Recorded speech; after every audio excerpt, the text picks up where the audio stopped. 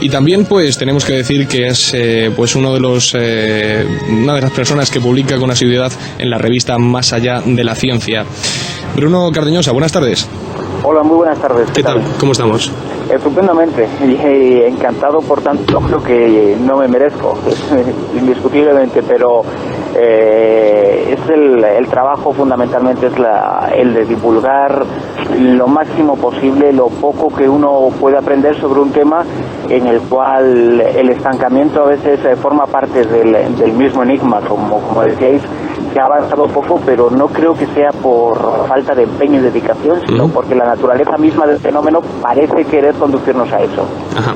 Pues ante todo darte la bienvenida, saludarte y por supuesto felicitarte por esa labor informativa que tú dices que no ha sido tanto, pero sí, tenemos que decirte que muchos de nosotros que nos hemos sentido muy identificados con tu trabajo y con tu labor, pues hemos seguido de cerca tu trabajo, lo cual pues una vez más tenemos que felicitarte. Gracias y bienvenido a la llave del conocimiento, Bruno.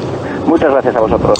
Pues hoy no sabes si, bueno, sí lo sabes porque te he puesto en antecedentes, pero te toca hablar de contactados y abducidos. Es el tema que hoy queremos desarrollarle a todos los oyentes, por supuesto con la mayor seriedad y la rigurosidad, por eso hemos echado mano de tus conocimientos. Antes de entrar en los orígenes, Bruno, de ambos fenómenos, vamos a intentar explicar a toda la audiencia la diferencia que hay entre ellos, porque muchos de las personas que no están iniciados en este tema, pues incluso podrían confundir lo que es el contactismo con lo que es la abducción. Comenzamos por ahí, si te parece. Bueno, a veces, aunque parezcan por los opuestos, a veces se tocan, ¿no? Pero en principio son dos fenómenos bien diferenciados. En primer lugar, porque los contactados son aquellos personajes que a menudo, solo a menudo, voluntariamente establecen a través de viejas técnicas utilizadas en el espiritismo, como es la ouija, la escritura automática, la mediunidad u otras similares, contacto con unos seres que se autopresentan como habitantes de otros planetas, que están aquí, normalmente aseguran con la misión de vigilar y controlar los pasos de esta descarriada humanidad, y que a menudo transmiten un mensaje de tinte mesiánico, en muchas ocasiones apocalíptico, o a veces con contenidos científicos. No es absolutamente heterogéneo el fenómeno de los contactados.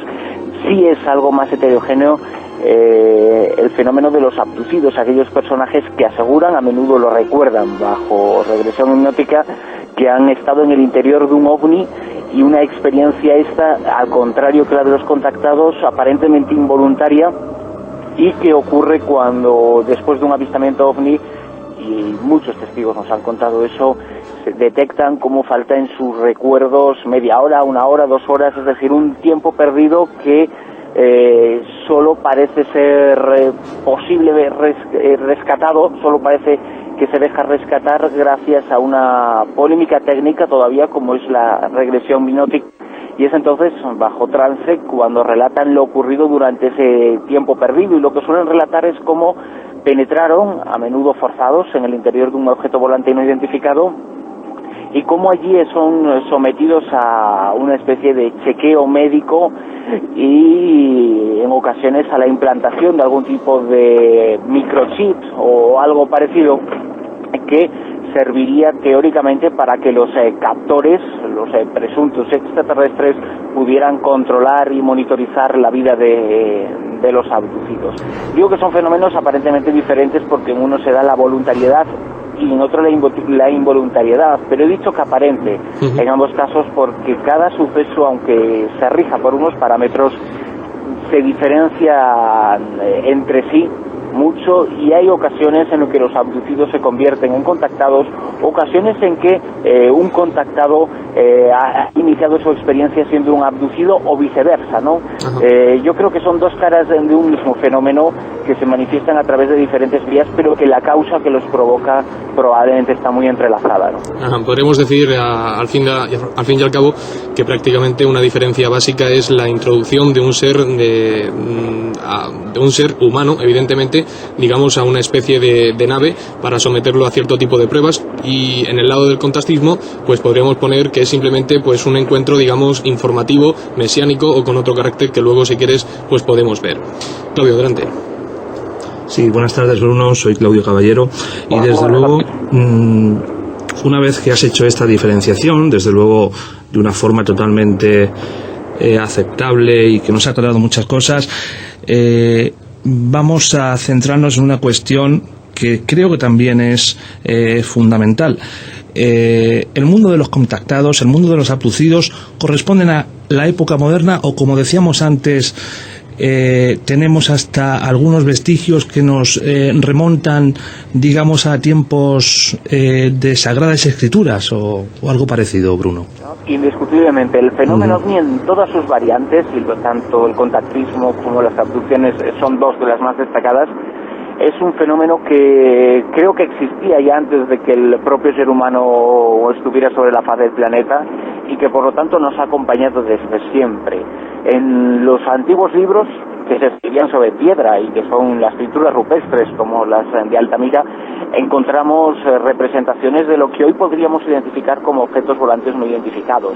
Pero en esas mismas pinturas rupestres, mucho antes incluso de los tiempos bíblicos, y hay ejemplos, sobre todo en África, en el norte de África, en los desiertos de Argelia y en Tassili y en Tanzania también, en pinturas y en grabados rupestres de hace 10, 20 y 30 mil años, existen dibujos que era la forma en la que los hombres prehistóricos tenían de legar los hechos que habían vivido y los conocimientos que tenían, en las cuales hoy observamos en esos dibujos los diferentes aspectos de lo que conocemos por una abducción, como es el conducir, y hay dibujos en Tanzania de hace casi 30.000 años que ha investigado estudiosos como los miembros de la familia Leakey, que son impresionantes, en donde se observan como unas criaturas humanoides que en nada se distinguen de los extraterrestres que hoy forman parte de nuestro acervo cultural, conducen al interior de un objeto discoidal a uno de aquellos hombres prehistóricos. Y esto es una constante desde entonces. En las escrituras, no sé si sagradas o no, pero en la Biblia tenemos muchos relatos de personas a los que bien podríamos considerar abducidos, casos como los de Elías, como los de Enoch, este profeta cuyas experiencias se narran tanto en libros bíblicos canónicos o oficiales como en apócrifos. Nos explica cómo, no solo cómo es arrebatado a los cielos en uno de estos carros de fuego, que es una de las denominaciones que tiene en la Biblia este tipo de objetos, sino cómo en el interior de este objeto vive una auténtica odisea espacial, un viaje, e incluso relata cómo a través de algo parecido a unas ventanillas de cristal observa el firmamento, ¿no? Son relatos que, aunque utilizaban el lenguaje y la sintaxis y los conocimientos propios de la época, trasladados a la actualidad, en nada se diferencian de lo que nos están contando miles de testigos. Pero fuera incluso del ámbito religioso hay relatos de abducciones, de contactos, los textos clásicos, hay muchos episodios de estas características. Incluso en una obra tan conocida como El Quijote de Cervantes se narran las experiencias de un doctor, el doctor Torralba, que aparentemente sufrió una teleportación a bordo de uno de estos objetos que le hizo salvar en muy poco espacio de tiempo una gran cantidad de espacio. Y las teleportaciones son un fenómeno adyacente al de las abducciones. Es decir, que el hombre ha vivido casi en paralelo a esa realidad oculta desde la cual se manifiestan los fenómenos paranormales, y entre ellos, por supuesto, el fenómeno OVNI en todas sus facetas y en todas sus vertientes. Parece, como siempre, que todo en la ufología va unido de alguna forma, y parece que las interpretaciones de que hay una vida inteligente en otros planetas pues se sitúan mucho más atrás de lo que pensamos. Aquí tenemos la prueba en el testimonio que estamos escuchando en esta tarde de Bruno Cardeñosa. Algo que aquellos pensadores libres, como aquel von Däniken tan criticado en su momento, defendían desde esa disciplina denominada la astroarqueología, ¿no? La supuesta visita de entidades extraterrestres que nos delegaron pues una serie de conocimientos para llevar a cabo pues unas intenciones, o simplemente dejar constancia de su existencia en el pasado, para que en el presente pues nos demos cuenta de que hay algo más, ¿no? Comenzamos, vamos a intentar encuadrar los fenómenos de alguna forma en sí, y poniendo, digamos, nombres y fechas, aunque esto va a ser algo complicado por lo que diremos a continuación. Comenzamos por el contacto. Vamos a empezar a desarrollar uno de los dos fenómenos que hoy queremos llevarle a todos ustedes, el contacto supuesto con esas inteligencias. 20 de noviembre de 1952, el filósofo George Adamski, y acompañado de dos matrimonios amigos, se adentra en el desierto dirección Arizona, y aquí parece tener inicio el contactismo en sí. Este es el primer caso que nos tenemos en la ufología moderna para referenciarnos en este tema. Bruno. Bueno, probablemente de los que obtuvieron gran difusión pública, sí. luego se han conocido otros casos anteriores, pero efectivamente posteriormente a que el caso de Daniken adquiriera notoriedad, de Adamski adquiriera notoriedad pública. Lo cierto es que el suyo además representa uno de los paradigmas, ¿no?, en este tipo de personajes. Él lo representa porque Adamski es una de esas personas que se iniciaron con una serie de experiencias que creo que fueron reales, y ahí están incluso algunas de las primeras fotografías que él obtuvo de objetos volantes no identificados. Y él parece que efectivamente tuvo una serie de encuentros. Lo que ocurre es que a medida que su contacto va desarrollándose, Adamski va poco a poco añadiendo elementos que considero que son de su propia cosecha, y para seguir fomentando ese ego, porque todo ser humano lo tiene, y Adamski era, mientras no se demuestre lo contrario, y pese a lo que él pudiera llegar a afirmar en algún momento, era un ser humano como otro cualquiera que debía buscar constantemente reafirmaciones a sus pruebas y experiencias más insólitas, ¿no? Y probablemente a medida que su caso va avanzando se van añadiendo elementos que no son propios de esa experiencia de contacto y que sí que los incorpora él a sus relatos. Pero el suyo es uno de esos casos vitales a la hora de comprender la historia del fenómeno OVNI. Hay 3 o 4 momentos en los cuales el enigma OVNI se hace un enigma de masas y que interesa a millones de personas.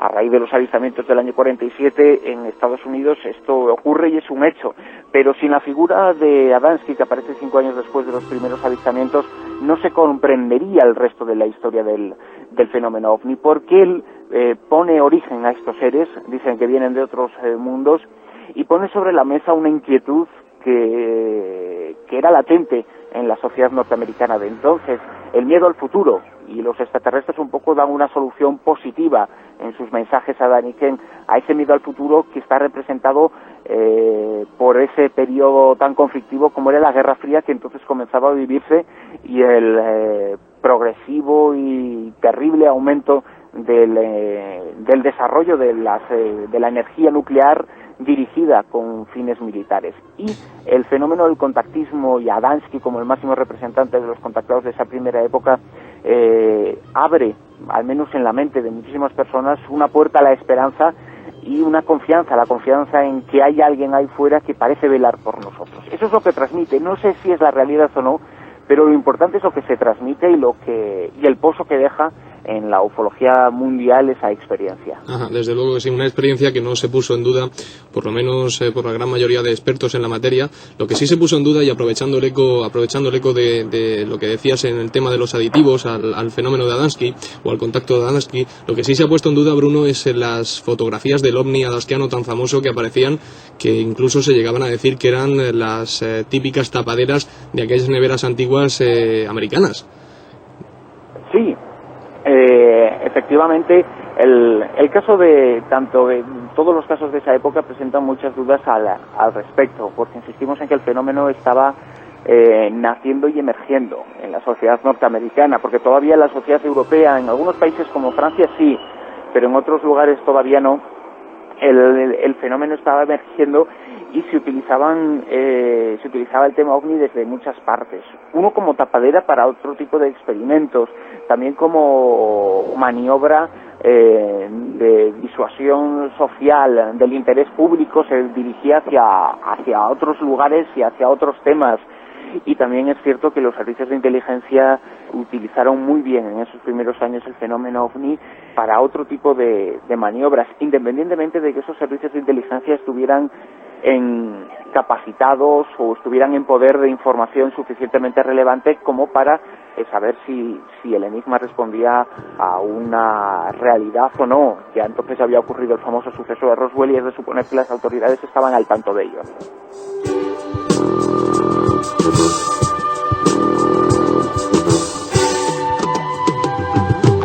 Bruno, vamos, si te parece, con la parte práctica. ¿Cómo se desarrolla el contacto? Por ejemplo, digamos, ¿cuál es el método que emplean?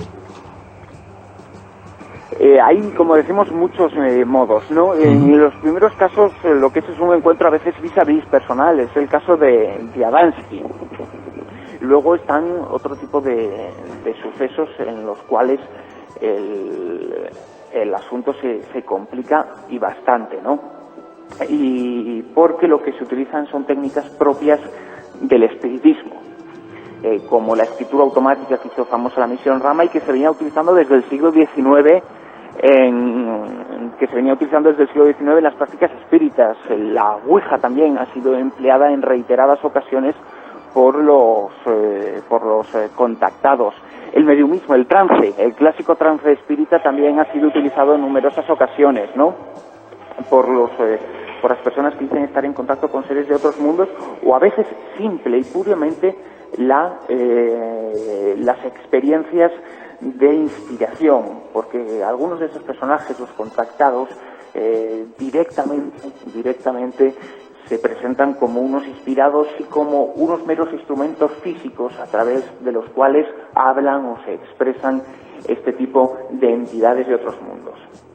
Entonces yo creo que no hay práctica o técnica que no hayan utilizado los contactados, independientemente de lo que luego hay casos realmente más extraños y más complejos, como el de humo, en el cual los extraterrestres se comunicarían con nosotros a través de medios escritos, como serían cartas y demás, ¿no? Pero son casos que ofrecen muy poca credibilidad. Así que básicamente son técnicas espíritas las que utilizan los contactados, porque no es el contactismo, es algo así como una actualización de las técnicas espíritas del siglo XIX, solo que en vez de permanecer o en vez de entablar contacto con otros niveles de vida humana o de algo parecido a la vida humana, lo que hacen es entrar en contacto con seres que afirman proceder de otros planetas. Bruno, ¿y hay algún arquetipo común a todos los contactados? Es decir, ¿el mensaje que reciben?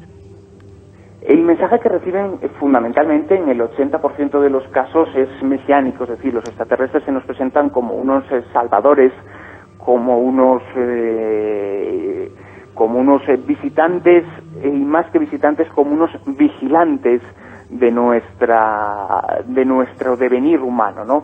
Antes comentábamos que el caso de Adamski surge cuando el mundo se enfrenta a un punto de inflexión, que es el final de la Segunda Guerra Mundial y el comienzo de la Guerra Fría, con todo lo que de incertidumbre eso supone. Y los extraterrestres representan esa esperanza, ¿no? El convencimiento de que hay algo o alguien que está allí vigilándonos, y eso es lo que ellos transmiten, que hay una vigilancia, un permanente contacto. Nosotros seríamos algo así como un jardín de infancia para esos seres de otros mundos, y en muchos de estos casos y muchos de los mensajes que transmiten los contactados se añade a todo eso un elemento profético que en la mayor parte de los casos es absolutamente negativo, en el sentido de que son profecías catastróficas que suelen anunciar grandes conflictos bélicos, grandes problemas, grandes enfrentamientos y un futuro más negro que esperanzador para la humanidad. Y aunque representan la esperanza, es un símbolo propiamente interpretativo nuestro, porque de verdad lo que ellos están transmitiendo es un mensaje negativo, consecuencia del devenir que ha tomado la especie humana a partir de ese punto de inflexión en nuestro discurrir histórico, que es cuando surgen los contactados. Ese podría ser un patrón, pero como es un asunto tan complejo, muchos de los casos de abducción, de contacto, no se ajustan perfectamente a este tipo de patrones. Entonces hay casos como los famosos, por ejemplo, de Marla en México, en donde lo que transmiten los seres de otros mundos son técnicas curativas a través de elementos propios de la naturaleza, o casos en los cuales se transmiten, o como los casos que hubo en las Islas Canarias a mediados de los 70, se transmiten conocimientos científicos o aportaciones filosóficas sin más, ¿no? Sin más pretensión mesiánica, porque esa pretensión mesiánica y esos anuncios de la llegada de un nuevo Mesías es otra de las características, ¿no? Pero el patrón del 60, del 70% de los casos es el que hemos referido ahora mismo, ¿no? Hablabas hace un momento, Bruno, de uno de los métodos para contactar con los supuestos extraterrestres a través de la tabla de Ouija. Y ahora mismo me viene a la cabeza el famoso, el conocido grupo Aplan, con los también conocidos manuscritos de Genón. ¿Qué nos puedes decir de esto, Bruno? Bueno, las experiencias del grupo Aslan yo las seguí hace unos años, ¿no? y he seguido también de cerca toda esa polémica que se ha desatado con el caso de Grupo Aztlán y con sus supuestas tendencias sectarias. Yo he de decir que las experiencias de Grupo Aztlán, por lo menos hasta donde yo las conocí, fueron básicamente reales, y porque no se diferenciaban en nada de las de otros contactados. Ellos utilizaban la Ouija, como hemos dicho, el método espírita por excelencia, y contactaban con una serie de seres que incluso predecían la llegada de sus naves en unas fechas determinadas, en unas horas determinadas, y había testigos, y yo hablé con ellos, que certificaban que esos augurios eran reales, y los ovnis aparecían y muchas personas los observaban, ¿no? Lo que posteriormente sí que hay es una tendencia quizá a la grandilocuencia en algunos aspectos del Grupo Aztlán, como en otros de los contactados, que es una tendencia propia del fenómeno de los contactados y propia de los seres humanos a engrandecer todo eso y a querer magnificarlo. Y es ahí cuando sus casos parecen romper los límites de la credibilidad, que ya de por sí, por las cosas que afirman, son muy endebles, y es ahí en cuando cuando llegan los problemas, y en el caso del Grupo Aztlán las acusaciones de secta. Sin embargo, por la información que disponemos, todas esas acusaciones que se efectuaron hoy son historia, y no prosperaron. No parecía que hubiera acusaciones en firme y sólidas como para demostrar que detrás del Grupo Aztlán había una intención sectaria y más allá de lo que puramente afirmaban, ¿no? Que era lo que dicen tantos y tantos contactados, que ellos están aquí y que en el futuro se mostrarán abiertamente.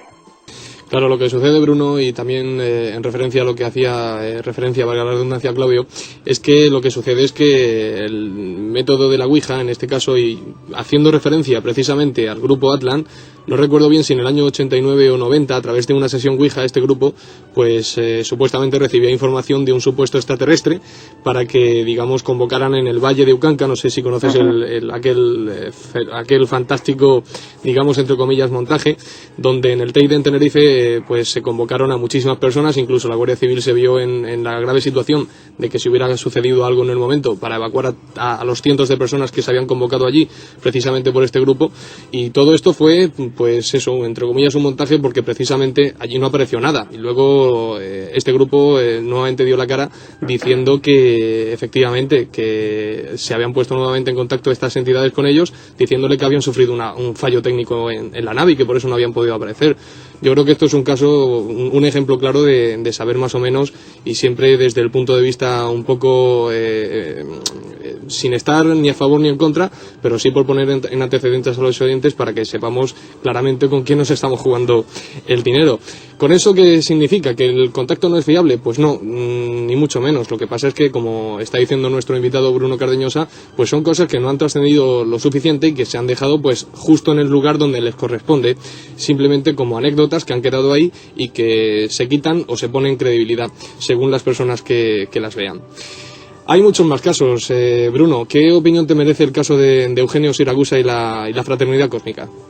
Pues básicamente te comento lo mismo que en los casos de Adamski o de Aztlán, que hay un comienzo en donde las experiencias parecen reales y que posteriormente el caso y la experiencia de Siragusa se pierden las propias acciones humanas suyas, ¿no? En esta ocasión Siragusa sus experiencias van incrementándose, y él al principio muestra una serie de evidencias y de fotografías. Todas sus afirmaciones se vuelven absolutamente delirantes, ¿no? Y no se sabe hasta qué punto esas afirmaciones las hace inducido por seres de otros mundos o inducido por su propio afán de notoriedad. El caso de Siragusa, al contrario de otros los que he conocido, sí ha derivado en conductas más o menos sectarias, especialmente a partir de finales de los 80, cuando dentro de fraternidad cósmica surgen tendencias más propias a las apariciones marianas. Incluso el sucesor de Siragusa aparece con una serie de estigmas en manos, en pies, en cabeza y demás, ¿no?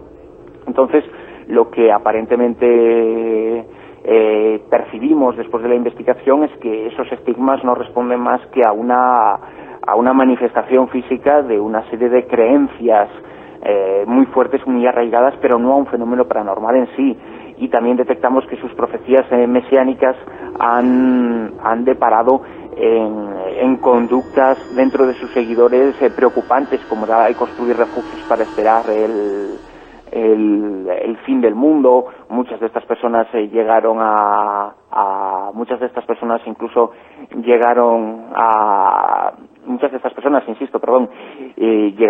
abandonar sus lugares de residencia, sus trabajos, llegaron a dejarlo todo para esperar la llegada de estos seres, llegada que nunca se produjo. Y todo esto sí derivó en conductas sectarias que fueron investigadas por las autoridades en su momento.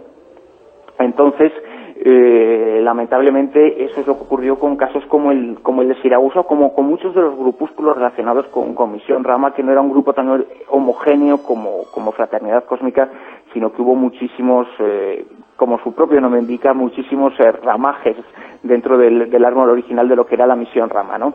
Y las tendencias sectarias han sido una patente en todo lo que tiene que ver con los grupos de contacto. Pero ojo, insisto en que todo eso no tiene por qué invalidar aquellos casos en los cuales existen pruebas de que al menos había un contacto con la inteligencia que estaba detrás del fenómeno. Y he conocido personalmente algunos de esos casos, y algunos de esos contactados me han dado pruebas de que decían la verdad. Y por tanto no podemos afirmar ni decir otra cosa más que lo que nos estaban contando esas personas era la verdad.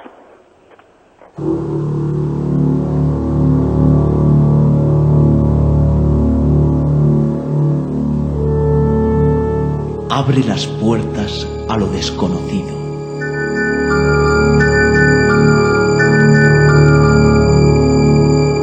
La llave del conocimiento.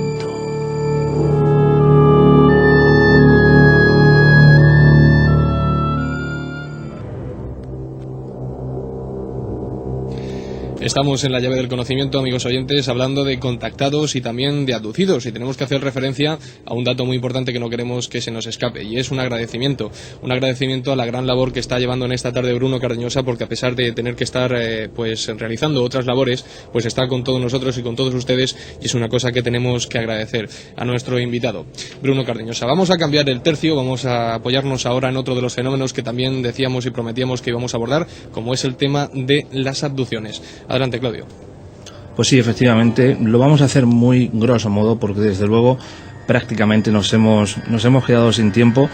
Y sí, emplazamos en este momento a Bruno Cardeñosa para que en otra ocasión hablamos de este tema. Bruno, si te parece, cambiamos de tema. Perfecto. Seguramente tenemos que remontarnos a tiempos también inmemoriales para encontrar indicios de abducción. También, antes lo decíamos, ¿no? Con repasar y revisar los textos clásicos y, como decíais antes, la Biblia, nos encontramos con multitud de casos de estas características, y las pinturas rupestres y demás. Y como en el caso de los contactados, como en el caso del fenómeno ovni en general, el fenómeno tiene diversas ramas y diversas formas de manifestarse, y todas ellas sin excepción se han dado desde siempre, porque si por un lado partimos de que el fenómeno ovni es ajeno a la humanidad y que detrás probablemente operan inteligencias que no son humanas, no queda otro remedio que admitir que el fenómeno en sí existía antes de la aparición del hombre.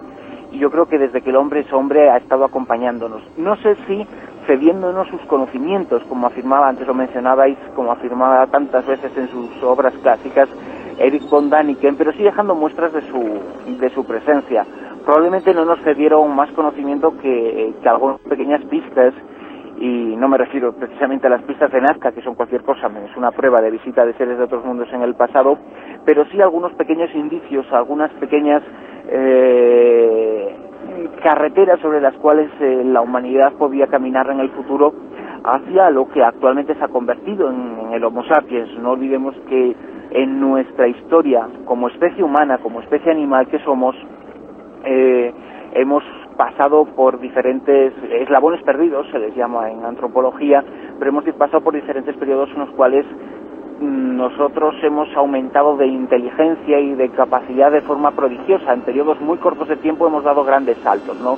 Y es probable que durante esos espacios en blanco en nuestra historia, como especie humana y ha habido algún tipo de intervención exterior. No sé si directamente enfocada hacia nuestra genética, pero si fue así, indiscutiblemente uno de los métodos que tuvieron que utilizar fue algo muy parecido a lo que conocemos por abducciones, porque lo que nos están relatando los abducidos es una intervención directa en la parte genética y un interés por la parte genética de los seres humanos, al menos si tomamos al pie de la letra lo que nos cuentan los abducidos. Ajá. Pues echando un breve vistazo a lo que es la etimología de la propia palabra abducción, que viene exactamente del latín, que significa pues eso, rapto o secuestro. El caso de los Hill, tanto de Barney como de Betty en 1961, es uno de los casos más llamativos. Sin embargo, nos venimos a España y encontramos otro mucho más antiguo, como es el de Próspera Muñoz. Imagino que lo conoces, Bruno. Sí, ya hace muchos años que estuve hablando con Próspera, que me estuvo contando su experiencia, que lo hace siempre de la misma forma. Es uno de esos testimonios fiables, que aunque recogí hace mucho tiempo, cuando lo comparabas con sus declaraciones a otros investigadores y a otros estudiosos, descubrías la pureza de sus expresiones, ¿no? Nunca cayó en contradicción alguna. Ella, a diferencia de otros abducidos, y creo que es una ventaja, no requería de la regresión hipnótica para recordar sus encuentros con aquellos seres muy cerquita de ahí, en Jumilla, en Murcia. Y su caso yo creo que respondía en todos sus parámetros, salvo en la forma de recordar, a las experiencias clásicas, al patrón clásico de una experiencia de abducción, y pone sobre la mesa algo que es una verdad absoluta. Cuando el caso de Próspera Muñoz saltó a la luz pública, era uno entre pocos.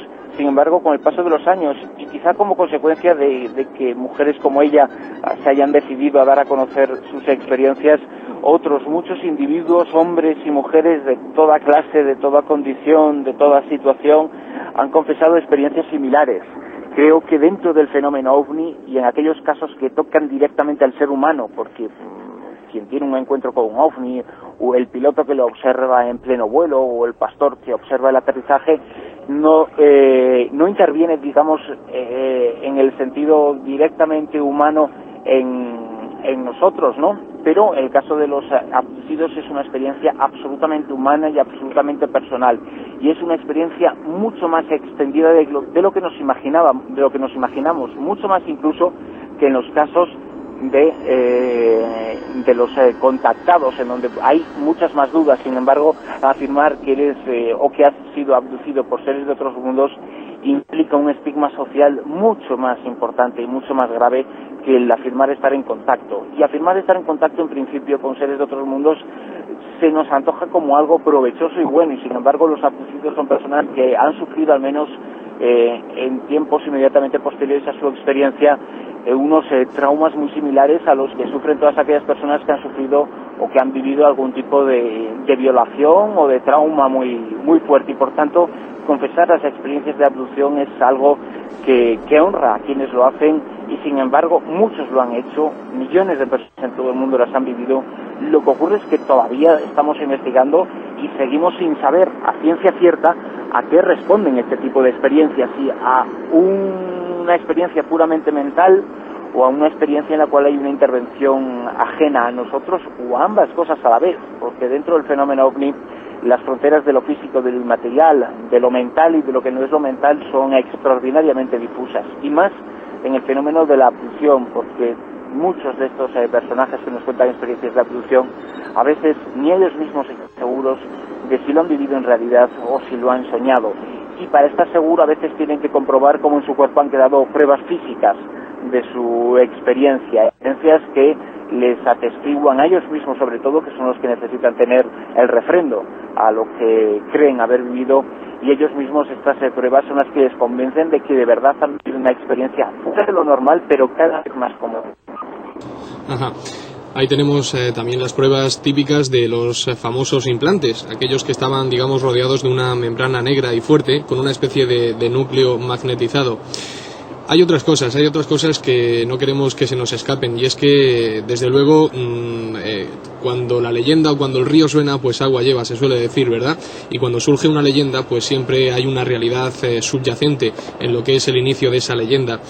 Que también hay otro tipo de abducciones, que Bruno tendrá conocimiento de ellas, y que nada tienen que ver con el fenómeno OVNI. Nos estamos refiriendo a esas multinacionales o a esas grandes empresas o a esos grandes países que deciden pues secuestrar a alguna persona haciéndole creer que es pues algún tipo de fenómeno extraordinario para, digamos, experimentar con ellas. Esto también se da, ¿verdad, Bruno? Sí, posiblemente con toda seguridad. Además pero es un aspecto realmente difícil de tratar y hay muchas razones, ¿no?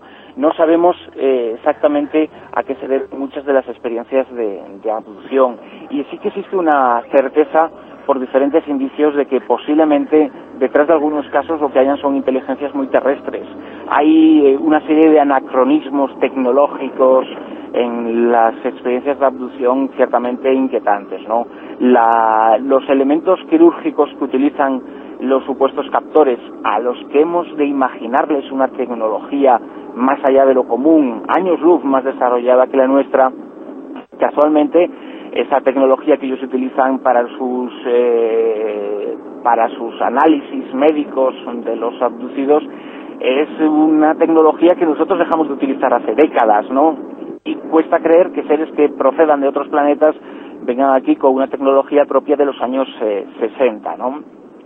Esta serie de anacronismos y el hecho de que en muchas ocasiones algunos abducidos hayan llegado hasta relatar la presencia de seres absolutamente humanos en el interior de supuestos ovnis, nos hacen pensar que parte de estos casos, al menos una parte de estos casos, pueden responder a operaciones encubiertas de control mental, de mejoramiento genético o simplemente una forma de experimentar con seres humanos, haciéndonos creer a todos que son seres de otros mundos los que están haciendo eso. Claro, efectivamente, cuando el testigo en sí cuenta que lo han raptado los ovnis, pues queda en la incredulidad más absoluta. Sin embargo, si dijera lo contrario, pues veríamos a ver lo que se podría montar, ¿no? Por eso hay tantos casos que guardan un gran misterio, pero si nos profundizamos mucho más en el tema y analizamos estos casos, pues veremos que son muy poquitos los casos fiables y muchos en los que puede intervenir esa presencia no extraterrestre, sino terrestre, que es lo que más miedo nos puede dar. Pues poco a poco estamos llegando al final. Como han comprobado, es una charla muy interesante la que estamos teniendo hoy con nuestro invitado, Bruno Cardeñosa, y nos estamos quedando, como decimos, sin tiempo porque el reloj manda, y cuando mandan las agujas, pues tenemos que ceder el turno a los siguientes compañeros que vayan viniendo por esta santa casa. Bruno Cardeñosa, decirte que ha sido todo un placer, decirte que muchísimas gracias por haber realizado ese esfuerzo sobrehumano que sabemos en este momento que estás haciendo, y emplazarte desde luego a que en una nueva ocasión visites la llave del conocimiento, y esperemos que si te ha gustado la experiencia pues repitas, evidentemente. Y mientras tanto, Pedro, invitar a todos nuestros oyentes, además de que escuchen nuestro programa, a que escuchen a Bruno Cardeñosa todas las noches en La Rosa de los Vientos. Efectivamente, 101.3, y lo cogen ustedes desde aquí, desde nuestro... desde Cieza. Desde Cieza o la comarca. Bruno, como siempre, un auténtico placer, hemos aprendido muchísimo y esperamos seguir en contacto contigo y seguir aprendiendo en este fascinante y mundo misterioso. Muchísimas gracias, Bruno. Muchísimas gracias, y disculpar por favor por el sonido. Estaba lamentablemente en coche, supongo que se habrá notado, y sí, no se ha podido atender todo lo bien que hubiera deseado, pero os pido mil disculpas, y la próxima vez con toda seguridad os prometo muchas mejores condiciones de sonido. Lamento el sonido, pero no podía hacer otra cosa. Por el sonido no te preocupes. Ha llegado Bruno, perfectamente tu voz. Me alegro. La voz y los mensajes, que es lo más importante, ha llegado con claridad, y lo que sí hacemos es tomarte la palabra. Esperemos que estés nuevamente en la llave del conocimiento, delegándonos tu conocimiento sobre la ufología que tanto nos apasiona. Muchísimas gracias, Bruno. Muchísimas gracias. Un fuerte abrazo. Hasta luego.